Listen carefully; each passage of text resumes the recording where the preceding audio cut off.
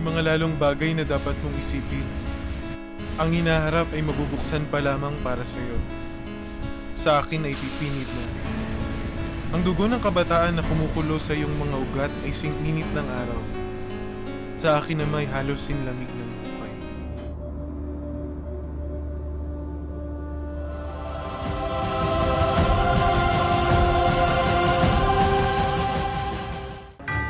Mga kaibigan, karangalan kong ipakilala sa inyo ang bugtong na anak ng aking namayapang kaibigan. Kararating niya lang mula sa Europa. Don Crisostomo Ibarra y Magsali.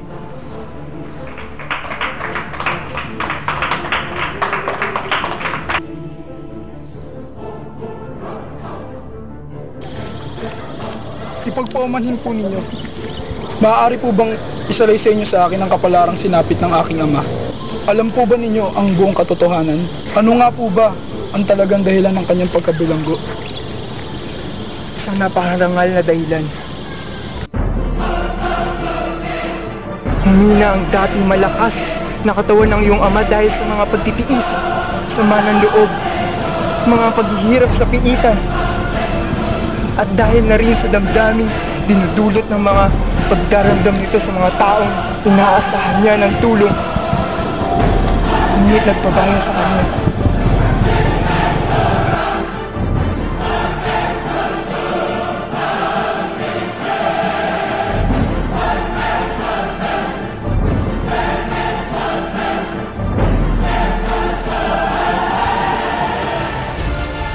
Bayaran mo ang binibintang nila sa akin.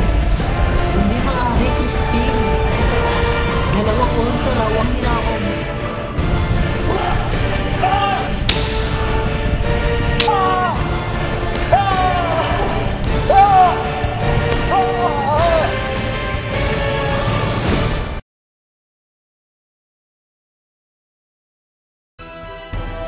Wala po akong alam sa sinasabi ninyo. Kung may makikita po kayo kahit magkano sa amin, gawin ninyo ang maibigan. Hindi po lahat ng maramita ay magnanakaw.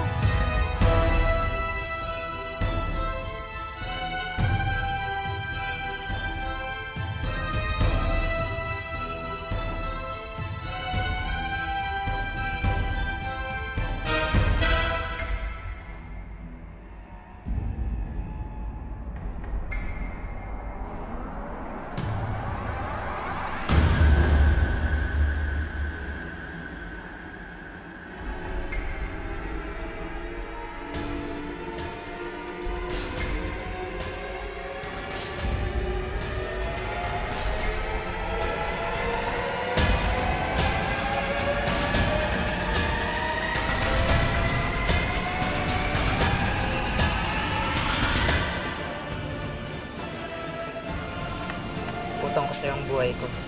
Lubha kayong mapusok. Huwag niyo na muling bibiruin ng Diyos.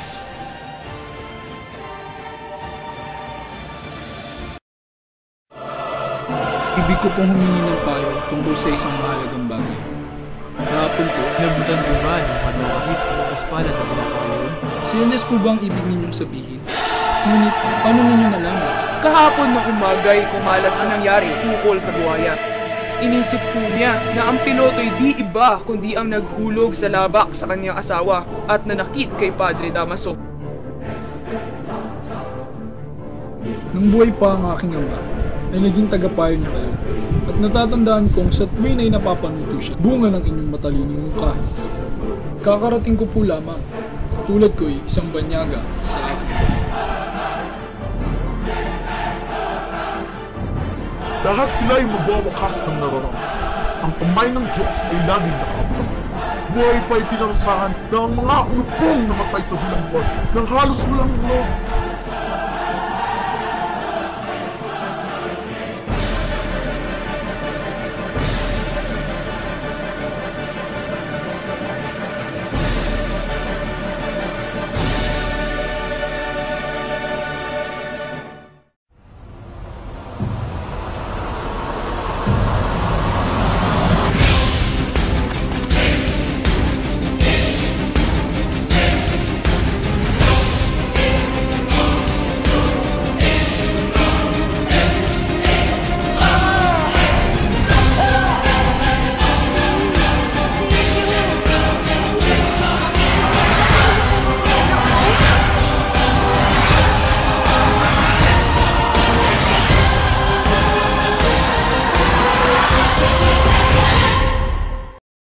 Mahal ko ang aking bayan, pagkat utang ko rito at magiging utang pa ang aking kaligayahan.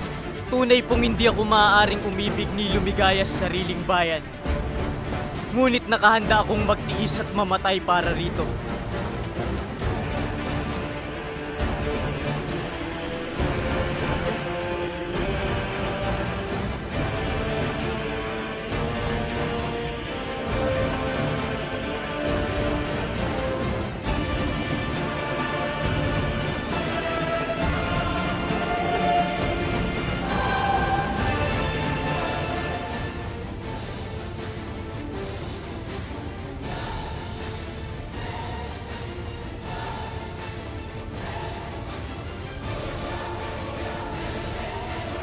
Ako'y mamamatay na hindi man lamang nakita ang maningning na pagbubukang liwayway sa aking bayan. Kayong makakakita, batiin ninyo siya. At huwag kalilimutan ng mga nalugmok sa dilim ng gabi.